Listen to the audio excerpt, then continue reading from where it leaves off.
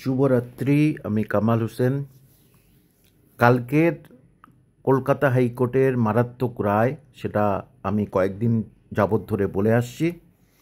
এখন যেটা আজকের আপনাদের সামনে তুলে ধরছি নতুন, সেটা হলো রাজ্য সরকার কি অনুমান করতে পেরেছেন যে আগামীকাল 10:30টায় রায়ের পরে কিছু ঘটতে চলেছে। তাই 144 ধারা জারি হয়েছে এবং নির্দিষ্ট যে থানা, সেই থানার ফোর্স দ্বারা সম্ভব হচ্ছে না।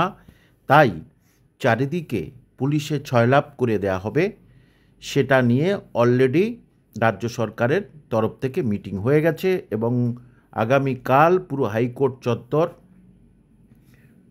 পুলিশে ছয়লাপ থাকছে। তার কারণ কি, যে কিছু জনের চাকরি চলে যেতে পারে, তাহলে তারা সেখানে নানা রকম বিক্ষোভের সামিল হতে পারে।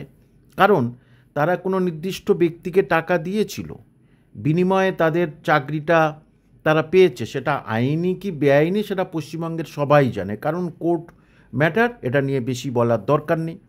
তাহলে তাদের চাকরিটা চলে যাবে এবং যদি তাদের টাকা ফেরত দিতে বলে, তাহলে দেখা যাচ্ছে প্রায় 30 থেকে 40 লক্ষ টাকা এক একজনকে ফেরত দিতে হবে। সুতরাং একটা বিক্ষোভের আন্দাজ হতে পারে, অথবা এটাকে গণবিক্ষোভ আকার নিতে পারে। কারণ আমি স্থানীয় থানা থেকে পেয়েছি যে প্রচুর জনসমাগম হবে, কারণ উৎসুক জনতা প্রচুর সেখানে ভিড় করবে এবং সেই সঙ্গে যাদের চাকরি চলে গেছে, কলকাতা হাইকোর্টের নির্দেশ অনুযায়ী সুপ্রিম কোর্ট তাদের কিছু দিনের জন্য কন্ডিশনালি চাকরি করতে বলেছে।